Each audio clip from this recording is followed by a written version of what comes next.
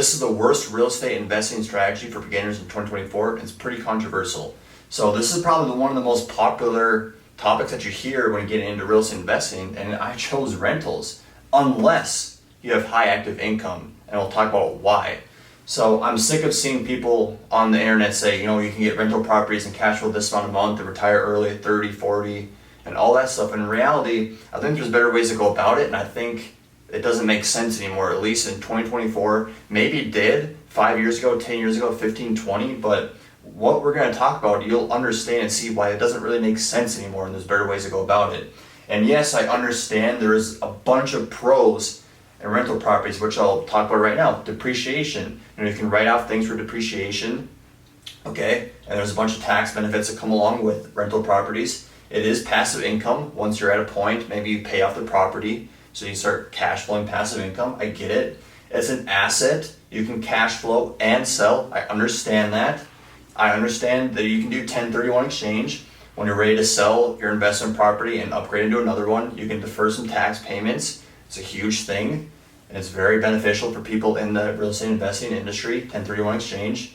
And I understand you can outsource management. So maybe you don't want to self-manage. You can outsource things and literally just sit on a beach and drink coconut water and have all these things collecting income once you're at that point. I get it. I understand the acquisition process and how this is a big pro. You can start finance potentially some deals. If you're tough on credit score, don't really have the money for down payments and all that stuff, and don't want to go through a bank, I get it. Just hard money loans that people do as well, I get it. I understand that there's a whole bunch of pros in rental properties, but if you don't have the high active income, I just don't think it's worth it, because I'm going to explain to you right now. So a common way of people knowing, real estate investors know, at least they did know in the past, if the property they're looking at is a good potential candidate for acquisition, is the 2% rule. It's a standard most investors use, and we're going to explain it. So what is the 2% rule? Is you divide the monthly rent by the purchase price. And if it's in 1 to 2%, that means you have a good chance of cash flow. If it's above 2, then you're probably cash flowing. So let's just do the math right now. So for $2,000 rent, the acquisition purchase price is $200,000. That doesn't even get you 2%. That's 1%. And just take a look in your market. What property that you see for $200,000 is appealing enough that someone's going to spend $2,000 in rent? I don't see it. I think it doesn't make any sense. And that's at 1%. We're not even in that 2% range or above 2%. And if you go higher in acquisition price, let's just say your property is $500,000 that you acquire, and now you're getting $5,000 in rent, and that's still the 1%. You're not even in that 1 to 2. You're not even like above 1. So it doesn't make sense. Maybe it did 5 years ago, 10 years ago, but I just don't think it amounts up today. And yes, I understand there's more numbers to crunch and more equations to use when talking about rental properties, but the most common one that you'll see is 2% rule. So just sit down and think about it, look at your market, and really start to understand that doesn't work. What are some other options so I don't get myself into a headache, okay? And some of these headaches that we're going to talk about is tenants. Are you okay with late payments? Are you okay with pets? And you can say, you know what, I don't want any pets in my property. Well, man, all it takes for a tenant to do is go to the doctor and say that this is my support animal and I need to live with this animal.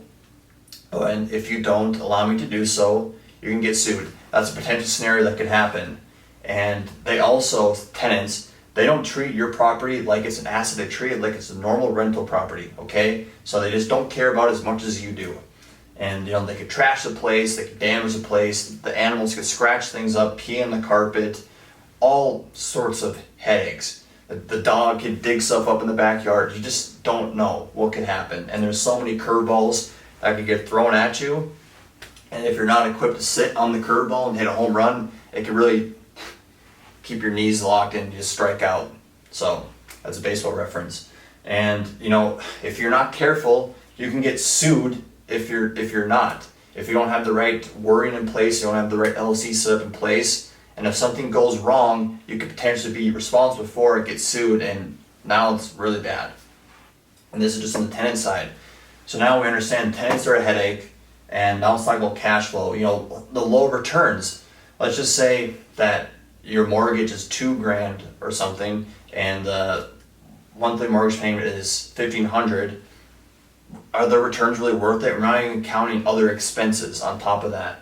And maybe you're okay with it because maybe you have high active income and you're okay with even maybe being negative a little bit every single month when you understand, oh, I'm gonna have a property paid off in X amount of time. I'm only having to pay in reality this much a month, which is why I think unless you have high active income, that there's better options. Okay, and one expense could ruin the year. So maybe you're penny pinching at a W-2 job, and maybe you're counting on, you know, some cash flow returns to potentially pay things off, have extra money, but one expense could ruin the whole year if you think about it.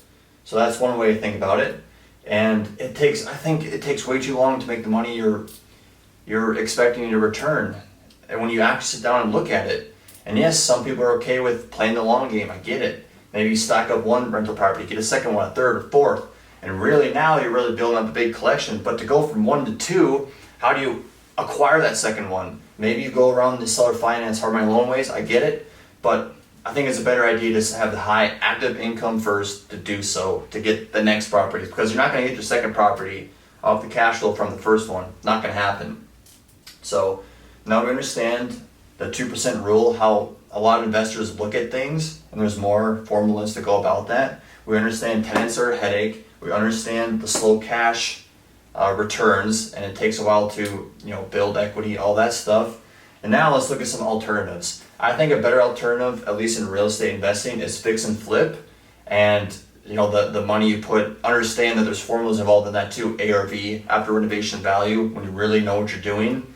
And maybe you make a 20 grand here, 15 grand, 10, 30, and you can start saving that money, get the next one, and just really start building up a big cash flow or an empire of fix and flip investment company. Now you have the high active income to where you can start dealing with rental properties and have that passive income.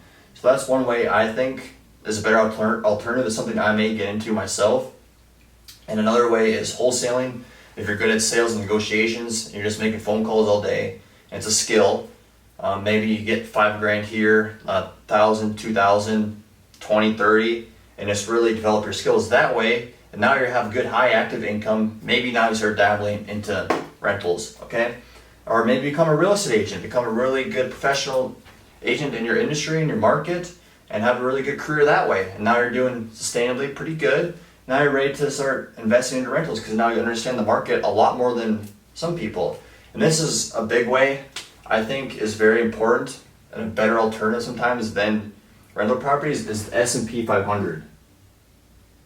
So you can have 7 to 8% expected return on your investment on the S&P 500, and if you get those same returns in real estate, that'd be really good. But now you can just put your money into this thing and let it do its thing. You don't have to worry about all of this stuff because S&P 500 has a bunch of very successful companies, and the chance that those companies are going to fail isn't a good thing. If they do fail, well then probably not going to have any money in the first place because you might be in a war, the world might be ending, that might not be a good thing.